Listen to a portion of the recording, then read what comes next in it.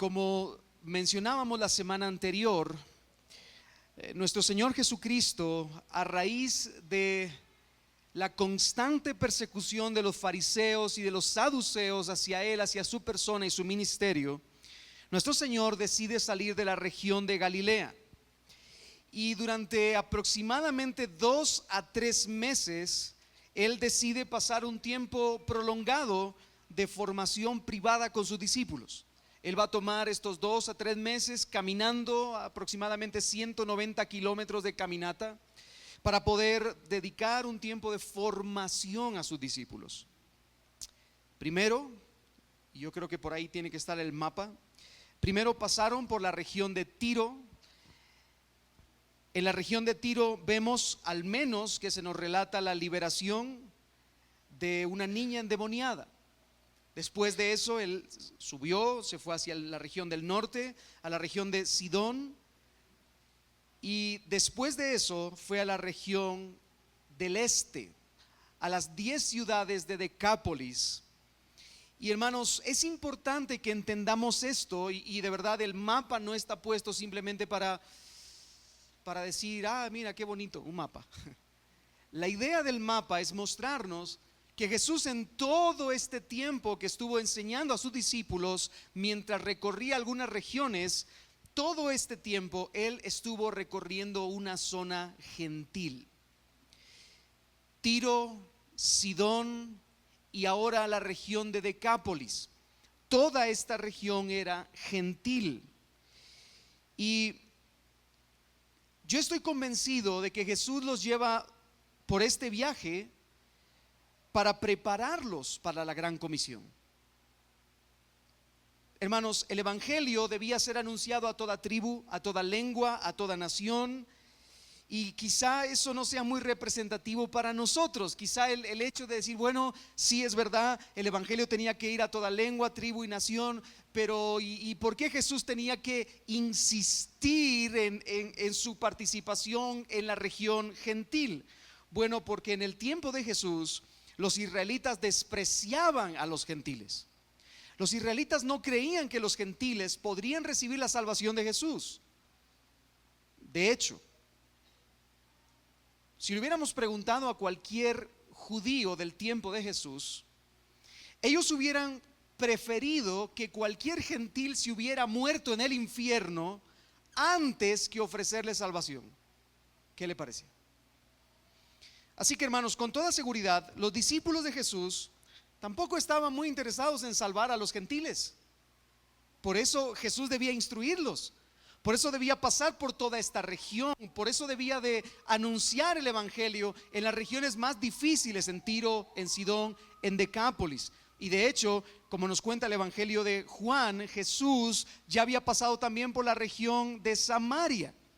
Lo que significa que también el evangelio era para samaritanos, que eran mezclados entre judíos y gentiles, pero también especialmente era para gentiles. Los judíos tenían un prejuicio tan arraigado en su corazón que era lo opuesto a lo que Dios quería mostrar a su pueblo. De hecho, como dice el apóstol Pablo en Efesios, Dios desde la eternidad pasada escogió para salvación a un pueblo. Y como el apóstol Pablo deja muy claro en el libro de Efesios, ese pueblo no solo sería judío, sino que incluiría a todas las naciones. Así que el plan original de Dios, algunos dicen, no, el plan original de Dios eran los judíos, y falló el plan, y Dios le dio el plan también a los gentiles. Pero, hermanos, el plan original de Dios era toda lengua, toda tribu y toda nación. Desde el principio de la historia, desde antes de la fundación del mundo, Dios nos escogió en Cristo para que fuésemos sus hijos. Por eso es muy importante que los discípulos entendieran que el evangelio era un mensaje para todo el mundo. No solamente para la región de los que ellos querían, no solamente para Galilea o no solamente para la región de Judea, sino para todo el mundo. Y gloria a Dios que lo entendieron, hermanos, porque si no, nosotros no estaríamos aquí hoy. Así que, hermanos, este recorrido de Jesús y sus discípulos por las regiones gentiles culminó en la región de Decápolis. Decápolis es la última región de los gentiles que Jesús visitó. A partir de este momento Jesús no volvió a saber más de los gentiles. Y el texto, hermano, nos dice que grandes multitudes estaban esperando a Jesús para que Jesús hiciera allí algunos milagros, ¿verdad? El texto paralelo en Mateo nos dice lo siguiente. Mateo capítulo 15, verso 31 dice: de manera que la multitud se maravillaba. Este es un texto que está Jesús predicando en Decápolis. Y dice: de manera que la multitud se maravillaba viendo a los mudos hablar, a los mancos sanados, a los cojos andar, a los ciegos ver, y glorificaban al Dios de Israel. Pero ahora, hermanos, Jesús está a punto de hacer una última señal en medio de los gentiles. Él está a punto de alimentar sobrenaturalmente a una multitud con un puñado de panes y unos pocos peces. Hermano, usted que ha prestado atención generosamente al Evangelio de Marcos y a todo el estudio que hemos tenido de Marcos, le pregunto, ¿ya ha alimentado Jesús antes a un grupo de personas? ¿Será que se trata del mismo milagro o son milagros diferentes? Son milagros diferentes. El primer milagro fue hecho entre judíos en la región de Judea. El segundo milagro de alimentación, que es el que veremos hoy, es en medio de los gentiles. Y hermanos, Jesús quería hacer ese milagro porque Él quería enseñarle a sus discípulos y a nosotros hoy también algunas lecciones. Yo he dividido este relato en algunas escenas y yo le invito a que me acompañe a la primera escena de nuestro relato, que hemos titulado La misericordia compasiva de Jesús. La misericordia compasiva de Jesús. Acompáñeme leyendo de nuevo el verso 1 al verso 3. Dice: en aquellos días, como había una gran multitud y no tenían qué comer, Jesús llamó a sus discípulos y les dijo: tengo compasión de la gente, porque ya hace 3 días que están conmigo y no tienen que comer. Y si los enviaren ayunas a sus casas, se desmayarán en el camino, pues algunos de ellos han venido de muy lejos. Hermano, yo quiero que usted piense, por favor, y se meta en esta escena. Este relato probablemente, según los acontecimientos de los evangelios, probablemente está situado en medio del verano. En medio del verano. El verano en la región del Mediterráneo puede llegar a alcanzar entre los 35 a los 50 grados centígrados. Y ellos están en medio del desierto y llevan 3 días sin comer y están bajo el calor, hermanos. No es como que se fueron a sentar debajo de una arbolada por allá y están bien contentos comiéndose un asado. Ellos están sin comer por 3 días, aparte han hecho un recorrido largo para llegar a ese lugar y aparte están en medio del verano. Nuestro Señor ha estado predicando a estos gentiles y ellos le han estado escuchando al punto de que se han olvidado por completo de que tenían que comer. Llevan 3 días escuchando a Jesús. Entonces, y yo por favor quiero que se concentren en esto. Por primera vez en cualquier relato bíblico hasta el momento, por primera vez Jesús habla en primera persona a sus discípulos y les dice: tengo compasión. Si nosotros vemos el relato anterior de Marcos donde alimenta a la multitud, o vemos el relato donde Jesús se baja de la barca y hay muchos enfermos y Jesús los sana, en todos esos relatos se dice que teniendo Jesús compasión de ellos, hizo. Pero ahora es el mismo Jesús el que se dirige a sus discípulos y en primera persona les dice: tengo compasión de ellos. Hermanos, esta palabra que utiliza Jesús, y no se pierda en esto, la palabra compasión significa literalmente en el lenguaje original moverse los intestinos de alguien. Eso significa esa palabra. Que los intestinos se muevan, se revuelvan.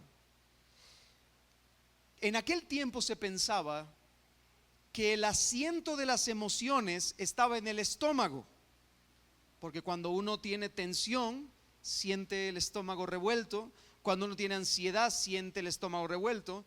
Y bajo ese pensamiento se creó esa palabra, moverse los intestinos. Sería muy parecido a decir el día de hoy que se siente una emoción desgarradora o una sensación fuerte en la boca del estómago. ¿Ha sentido usted alguna vez esa sensación?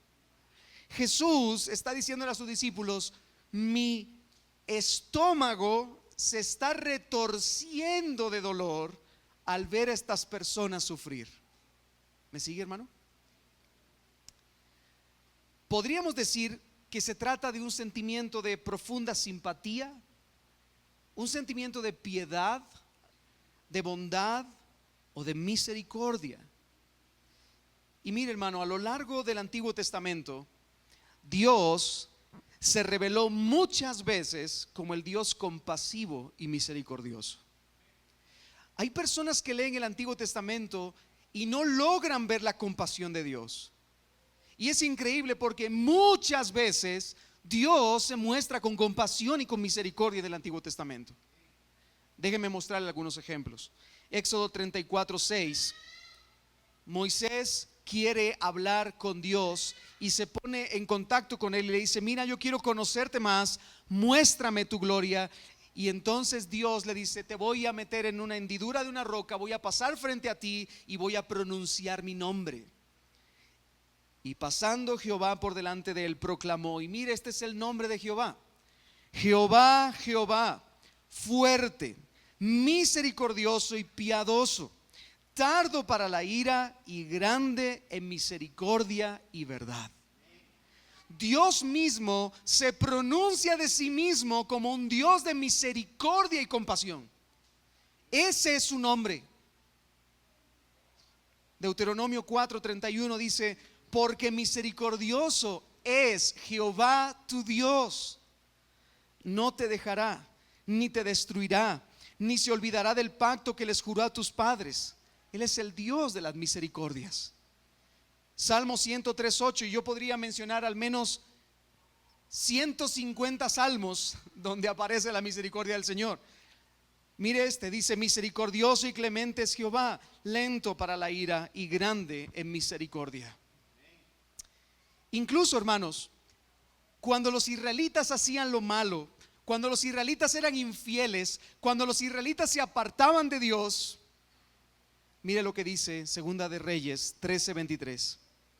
Mas Jehová tuvo misericordia de ellos y se compadeció de ellos y los miró a causa de su pacto con Abraham, Isaac y Jacob, y no quiso destruirlos ni echarlos delante de su presencia.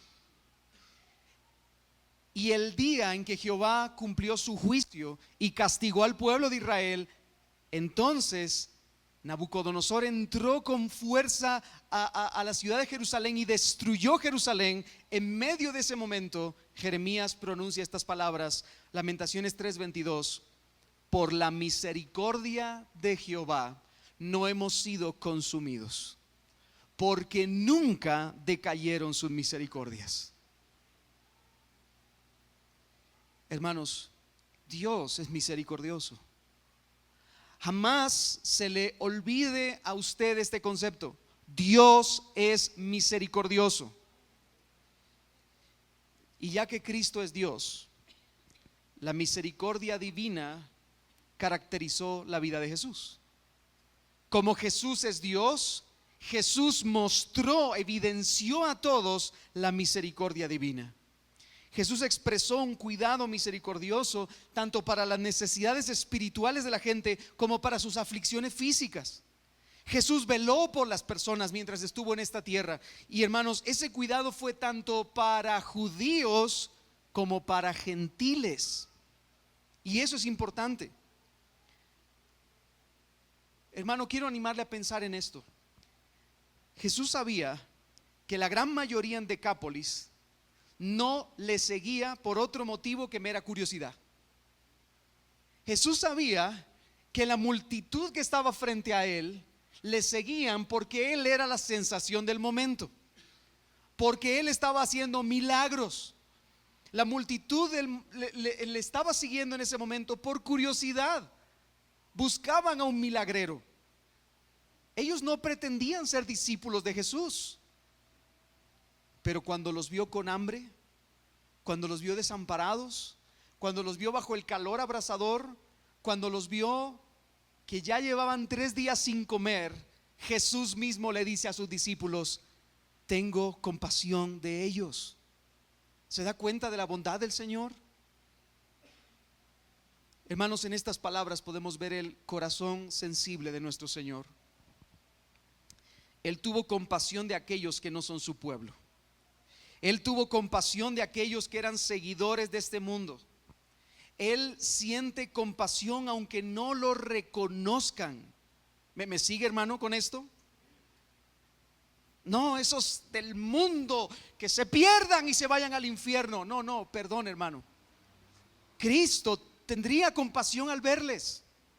Tendría compasión y los miraría con misericordia. Seguramente Cristo tenía un amor especial por su propio pueblo.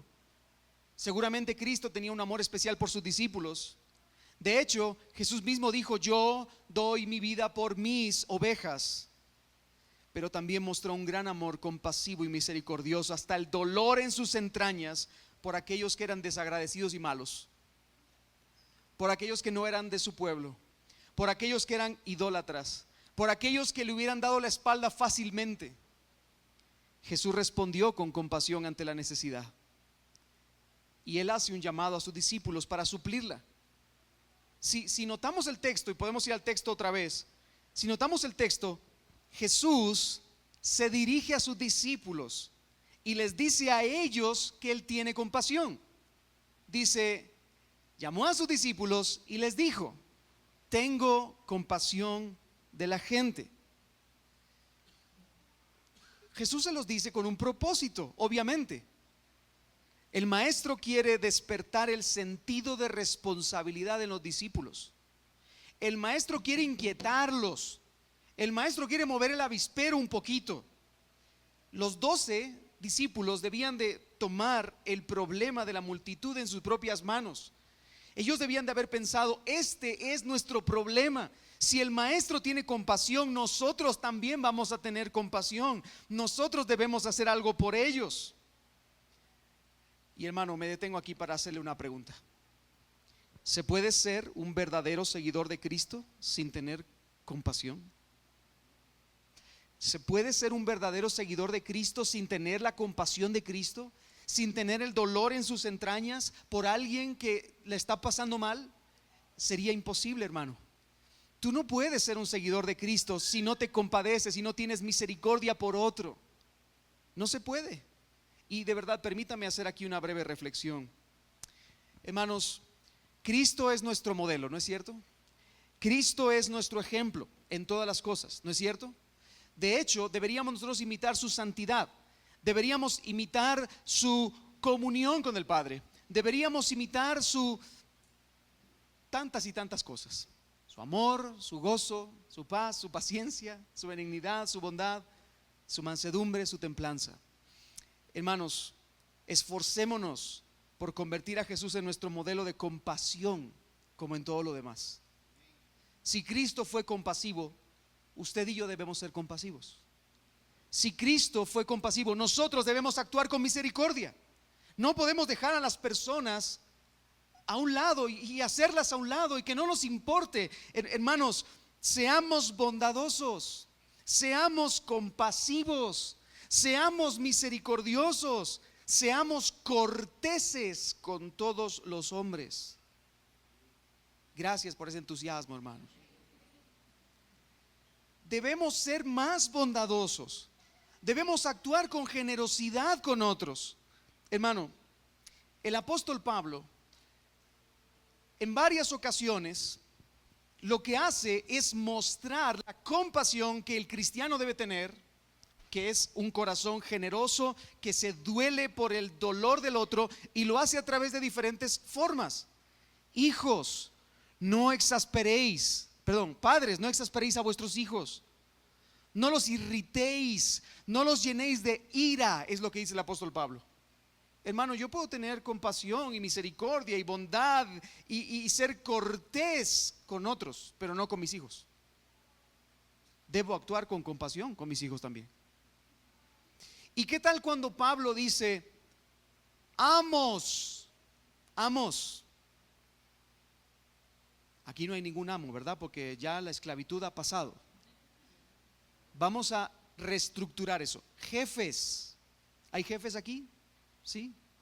Jefes, dice el apóstol Pablo, amos, tratad a vuestros siervos como que estuvierais tratando a Cristo. ¿Se da cuenta de eso?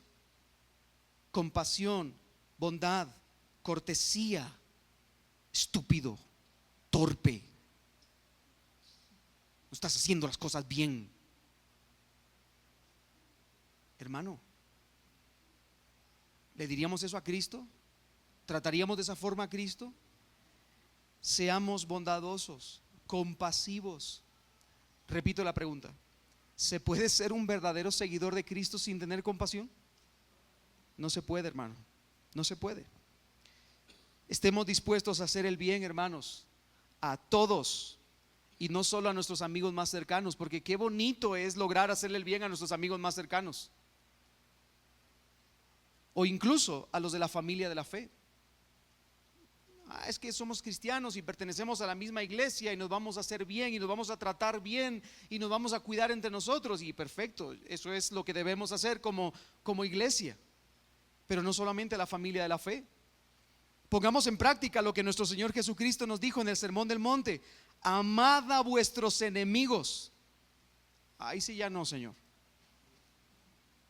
Ahí sí, en ese mandamiento, mira, amad a vuestros enemigos, bendecid a los que os maldicen, haced el bien a los que os aborrecen, orad por los que os ultrajan y os persiguen. Eso es mostrar la mente de Cristo. Eso es mostrar compasión. Esa es la manera correcta de actuar. Eso es lo que hace alguien que ha recibido la plenitud del amor divino en su alma. Eso es lo que hace. Trata con bondad. Hermano, nuestro Padre es el Padre de las misericordias, el Dios de la bondad. Y si Dios es el Padre de las misericordias, ¿no deberíamos nosotros actuar con misericordia? Amén, gloria a Dios, aleluya. Bien. Hermanos, lo mínimo, volviendo a nuestra historia, lo mínimo que los 12 podían y debían haber hecho era pedirle al maestro que repitiera lo que antes había realizado. ¿No se recuerdan que Jesús ya había hecho un milagro similar? Apenas habían pasado 3 o 4 meses de ese milagro anterior, y lo mínimo que ellos tendrían que haber hecho es pedirle a Jesús que hiciera otra vez el milagro. Decirle: Señor, por favor, ¿puedes tú hacer un milagro para alimentar esta multitud? Y luego, después de eso, tendrían que haber tratado con compasión a la multitud y decirles: tranquilos, la ayuda viene en camino, la comida viene en camino. Pero eso es evidentemente lo que no hicieron. Y eso nos lleva a nuestra segunda escena: la consternación miope de los discípulos. La consternación miope de los discípulos. La palabra miope es que no ven bien, ¿verdad? Los discípulos no estaban viendo realmente el cuadro completo, y encima de eso se consternan, como que se alteran en ese momento. Vea conmigo el verso 4 y verso 5. Después de que Jesús les dice: tengo compasión, hay que darles de comer. Después de que ellos ya han visto que Jesús ha hecho un milagro antes de la misma índole, ellos dicen: ¿de dónde podrá alguien saciar de pan a estos aquí en el desierto? Él les preguntó: ¿cuántos panes tenéis? Ellos dijeron: 7. Hermanos, a primera vista parece que a los discípulos se les ha olvidado que hace algunos meses Jesús ha hecho el mismo milagro. Parece ser, ¿no? Porque es como: ay, ¿De dónde podrá sacar alguien el pan para... Cabezón, hace 3 meses que Cristo alimentó a 15,000 personas. ¿Cómo que de dónde? Parece como que se les ha olvidado, ¿no es cierto? Los discípulos tal vez no habían tomado en serio la lección anterior. Los discípulos quizá no habían aprendido lo que Cristo quería enseñarles en la multiplicación anterior de panes y peces. Y seguramente por eso hablaron de esa forma. Ellos estaban dudando de nuevo, hermanos. Estaban dudando otra vez.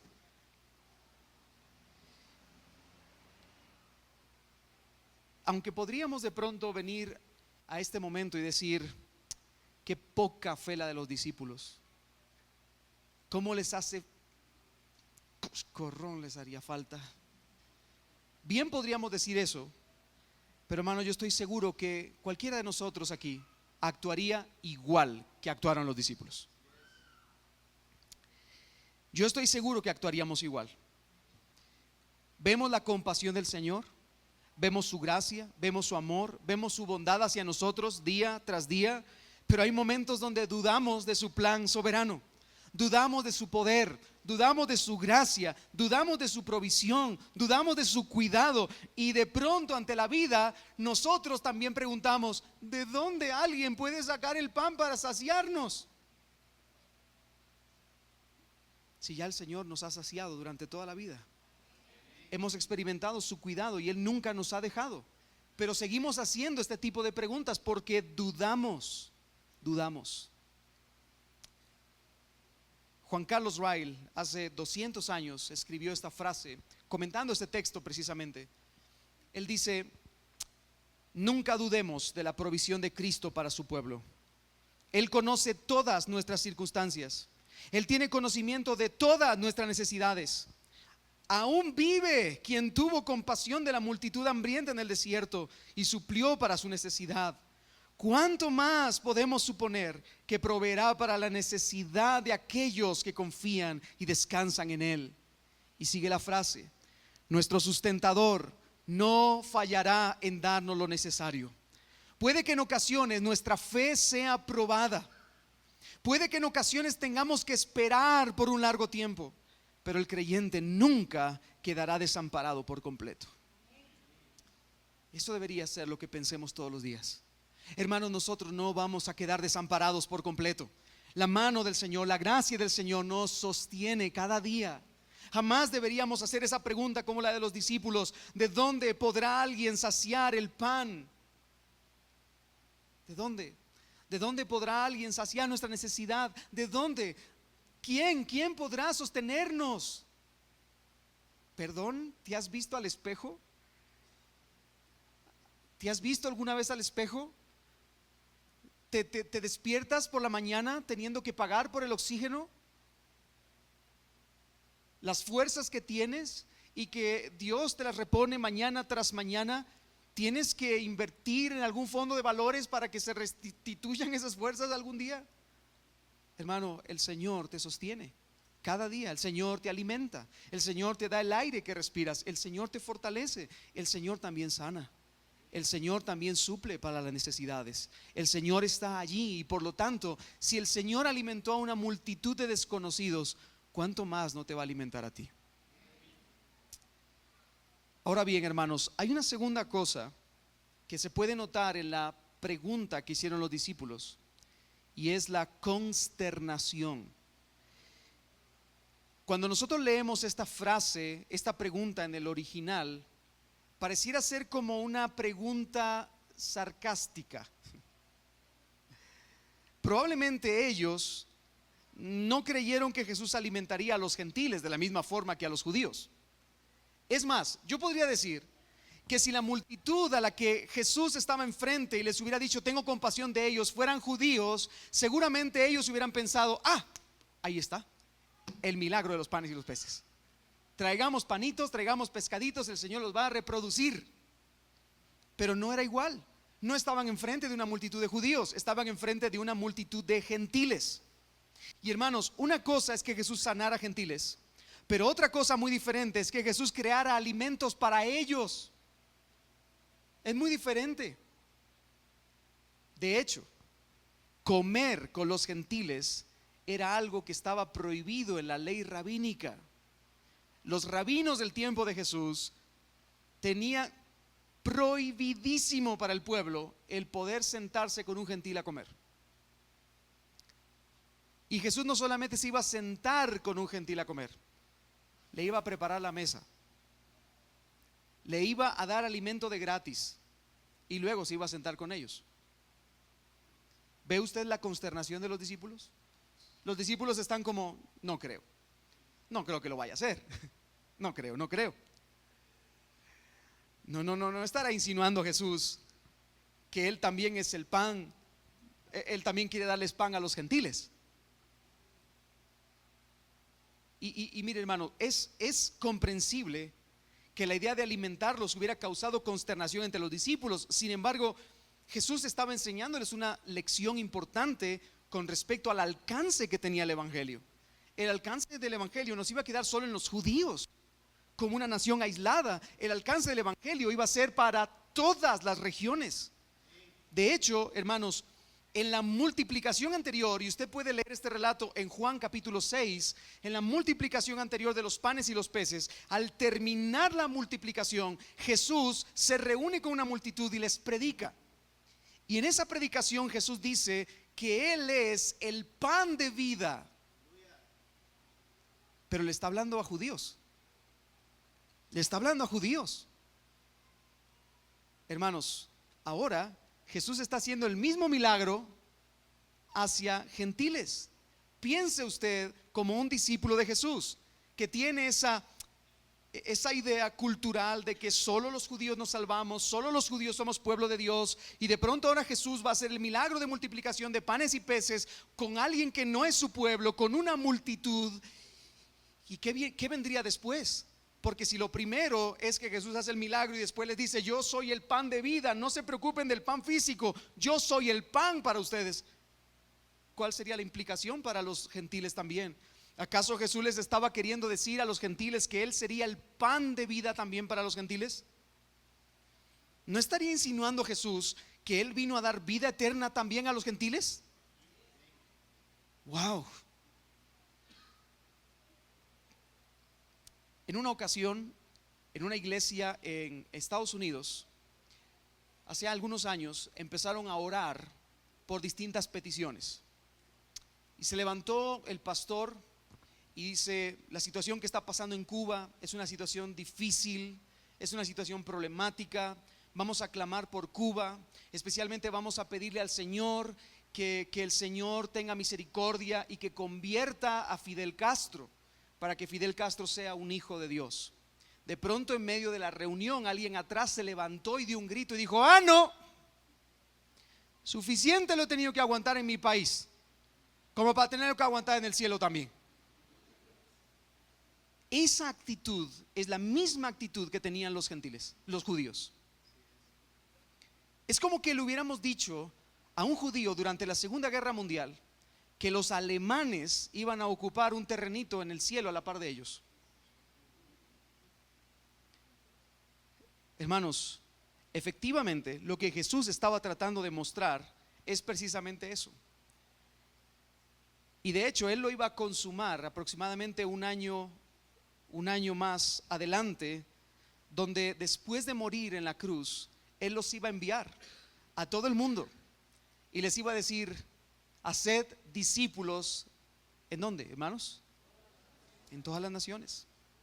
Las buenas nuevas eran para todos. Y Jesús debía trabajar eso con sus discípulos. Hermanos, esas buenas nuevas han llegado también a nosotros, que somos gentiles. Pero ahora también somos parte de la ciudadanía celestial. Somos miembros de la familia de Dios. Finalmente, hermanos, nuestro Señor en el relato, sin decir nada más, pide todo cuanto tengan, que en ese caso eran 7 panes y unos pocos pececillos. Y entonces ocurre el tremendo milagro. En tercer lugar, la tercera escena que vemos en este relato es la creación milagrosa de alimentos. Después de que Jesús recibe los panes y los peces, manda a todos a que se sienten en la tierra. Estaban en el desierto, les recuerdo. No hay palmeritas arriba, no hay árboles que los cubran, están debajo del sol y todos sentados en tierra. Y Jesús ahora toma los panes, toma los peces, levanta su mirada al cielo y da gracias a Dios. ¿Por qué? Bueno, obviamente es un ejemplo de lo que significa depender de Dios para la provisión. Pero también, hermanos, yo creo que Jesús en ese momento quería decirle a la multitud: detrás del milagro está Dios. El Dios a quien ustedes no sirven, el Dios a quien ustedes no aman, el Dios a quien ustedes odian, ese es el Dios que va a hacer el milagro. Jesús no quiere presentarse simplemente como un milagrero, sino como una conexión entre el cielo y la tierra. Inmediatamente empieza a repartir los panes y los peces, y es interesante que en el lenguaje original la intención del texto es que Jesús se mantuvo repartiendo pan y pez. Se mantuvo repartiendo pan y peces. Entonces la pregunta es: ¿dónde ocurrió el milagro? En las manos de Jesús. Jesús está rodeado por sus discípulos y empieza a dar el pan, a dar los peces, a dar el pan, a dar los peces. Y según el texto, lo que podemos entender es que Jesús se mantuvo repartiendo pan y peces hasta que el milagro fue concluido. Hermanos, Jesús hizo lo increíble, lo imposible. Él produjo comida de la nada. No hay ninguna explicación natural posible para lo que hizo Jesús en ese momento. Ninguna.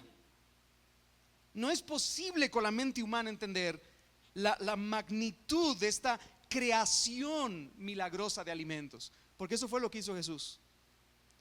Sí, hubo multiplicación, porque tomaron unos pocos panes y unos pocos pescados y se multiplicó, pero lo que realmente fue una creación.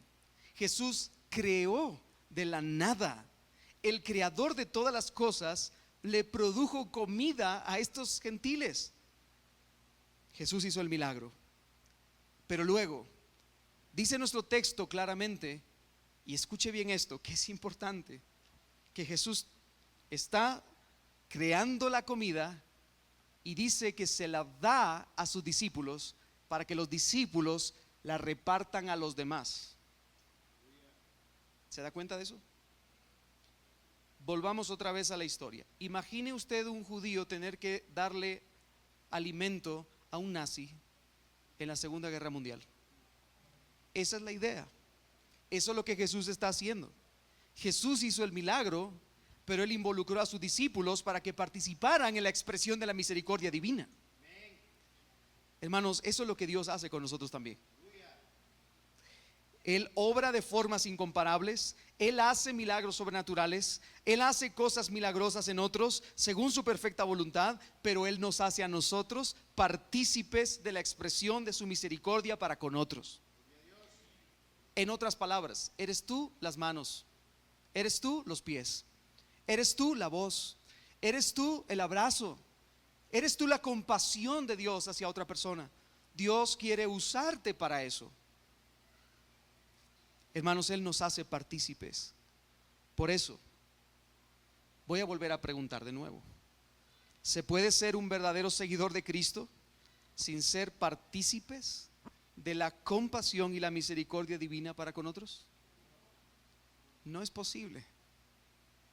Cristo no solamente es compasivo, Cristo no solamente quiere transmitir compasión y misericordia, Cristo quiere que tú seas el que transmita la compasión y la misericordia. ¿Se puede imaginar usted lo difícil que fue para los discípulos tener que darles el pan a esas personas? Ver a esos gentiles, a los que por años se habían odiado, incluso se habían perseguido. Hermanos, Jesús está en una región que por mucho tiempo había sido enemiga de la región de Israel, y ahora ellos están allí dándoles pan a sus enemigos. Ese es el evangelio, hermanos.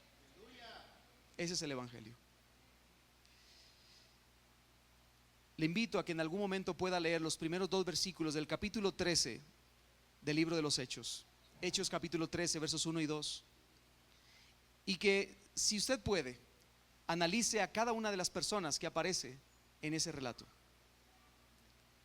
Hermanos, si nosotros realmente analizamos a cada una de esas personas, nos vamos a dar cuenta de que todas y cada una de esas personas deberían por naturaleza ser enemigos, pero están en la misma iglesia, compartiendo juntos, alabando juntos.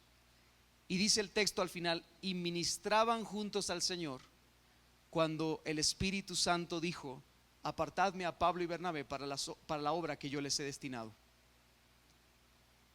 Hermanos, el Señor quiere que nos extendamos compasión y misericordia entre nosotros, aun si somos enemigos.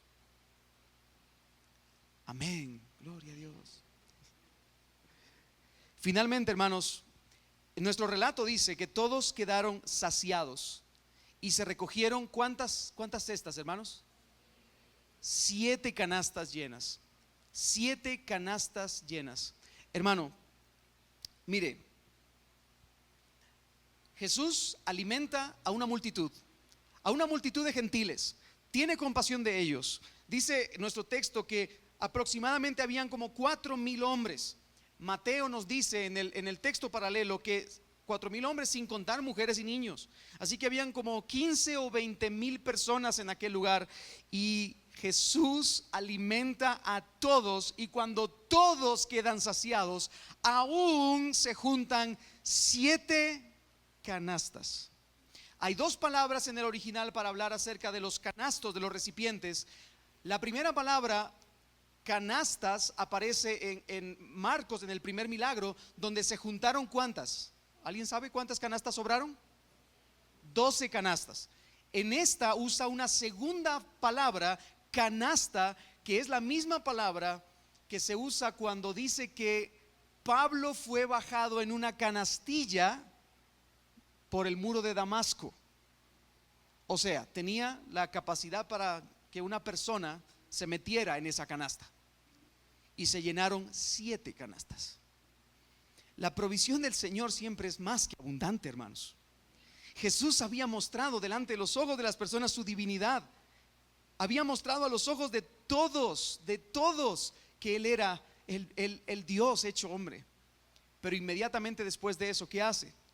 Dice que se despide de ellos, entra en una barca y sale de aquella región y se va a la región de Dalmanuta. Jesús abandona entonces su tiempo de ministerio en la región gentil y vuelve a la región de los judíos. Él estaba de hecho a menos de un año de entregar su vida en la cruz, y ahora su ministerio iba a estar centrado en la región de Judea y de Jerusalén. Por eso él baja a la región de Dalmanuta. En Mateo dice que fue la región de Magdala, probablemente es la misma región. Durante este tiempo, hermanos, y yo creo que este es el énfasis de todo lo que acabamos de hablar de esta historia. Durante este tiempo, los discípulos de Cristo habían contemplado el poder divino de Jesús. Los discípulos de Jesús habían visto los recursos divinos que tenían a su alcance. El Señor hace milagros, el Señor reproduce pan y peces. Pero sobre todo, y es el énfasis de este texto, los discípulos habían presenciado la misericordia y la compasión de Dios mostrada con gran poder también a los gentiles. Y es importante, es importantísimo eso, hermanos.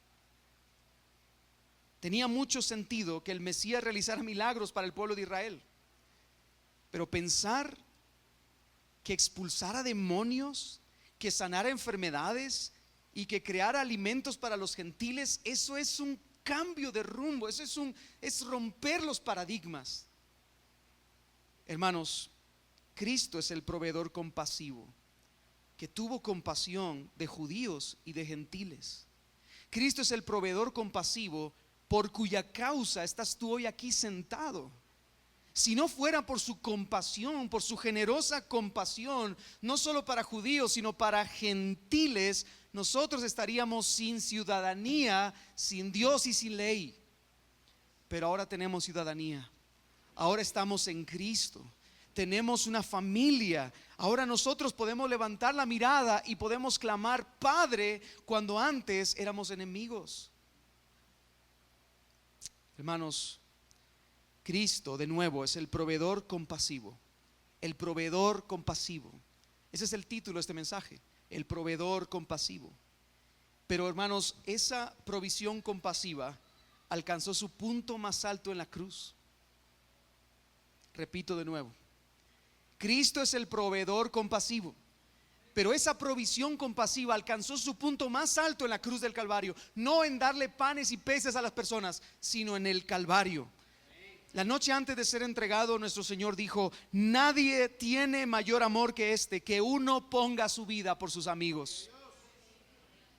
Hermanos, satisfacer el hambre física de una multitud hambrienta después de 3 días requirió compasión, y Él mostró su compasión. Requirió poder, y Él mostró su poder sobrenatural. Pero hermanos, salvar almas por toda la eternidad requirió mucho más. Mucho más. Si hubo compasión en este milagro de panes y peces, hermanos, algo más grande ocurrió en la cruz. Fue necesario un sacrificio sobrenatural de parte del proveedor compasivo. El proveedor compasivo se dio a sí mismo. No dio panes y peces, se dio a sí mismo.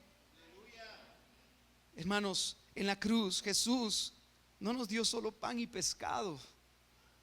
No, en la cruz Jesús partió su cuerpo.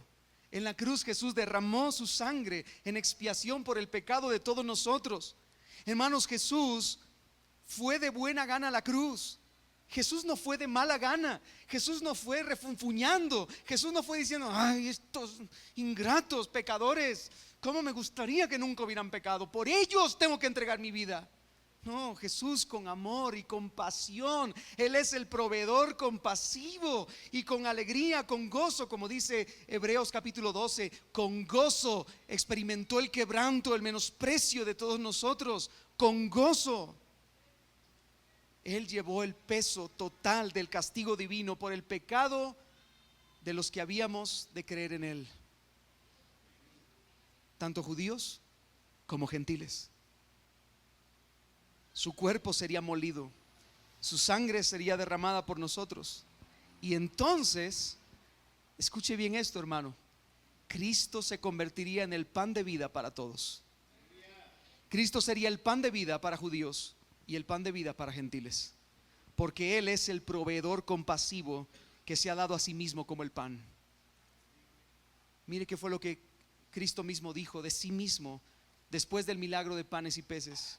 Juan capítulo 6, verso 33 al 36 dice: porque el pan de Dios es aquel que descendió del cielo y da vida al mundo. Le dijeron: Señor, danos siempre este pan. ¿Cómo no, verdad? Ellos querían ser alimentados. Vamos, aliméntame hasta el final. Una dote de por vida de McDonald's. Eso querían. Jesús les dijo: yo soy el pan de vida. El que a mí viene nunca tendrá hambre, y el que en mí cree no tendrá sed jamás. Y luego cierra esta idea en Juan 6:51. Dice: yo soy el pan de vida que descendió del cielo. Si alguno comiere de este pan, vivirá para siempre. Y el pan que yo daré es mi carne, la cual yo daré por la vida de este mundo. Hermanos, el pan y el pescado que Jesús dio a aquella multitud es simplemente una parábola viviente de Él mismo dándose por los gentiles. En esta parábola que acabamos de ver, el proveedor compasivo se dio por nosotros. Hermanos, en Cristo hay verdadera vida. Cristo es el pan de vida que puede saciar nuestra alma. Cristo es el verdadero sustento. En Cristo hay satisfacción del alma. Escúchame bien, hermano, ninguno de nosotros puede vivir en perfecta y plena satisfacción. El alma humana está insatisfecha, y todo lo que nosotros hagamos siempre nos va a llevar a pecar, a pecar, a pecar, porque hay insatisfacción. Mi alma no se siente plena. Mi alma fue creada para algo más grande. Mi alma fue creada para ser saciada con el pan de vida. Así que nunca vas a ser saciado si no es por medio de Cristo. Si no te refugias en Cristo por la fe, nunca vas a ser saciado. Pero si tú te refugias en Cristo por la fe, déjame decirte algo: Él es el proveedor compasivo que se ha dado para ti. No solamente quiere darte un pescado hasta que te sacies, no quiere darte un trozo de pan hasta que te sacies. Él se dio a sí mismo por ti. Se dio para ti, para que puedas ser saciado. Hermano, bendito proveedor compasivo, bendito proveedor compasivo, que siendo el pan de vida nos trajo satisfacción plena, al punto de que no necesitamos nada más, ni a nadie más fuera de Él. Yo no necesito una esposa para ser más feliz.